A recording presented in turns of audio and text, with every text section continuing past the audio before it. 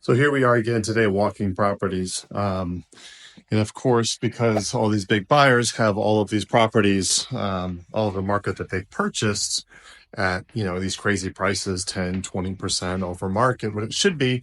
I am touring one of those properties right now.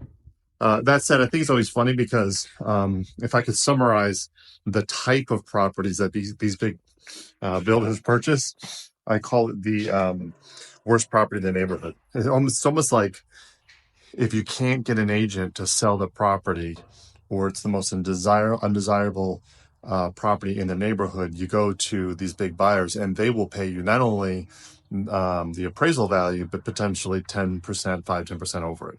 Take a look at this. I mean, the good news is when you had to go grocery shopping, you just jump over your fence.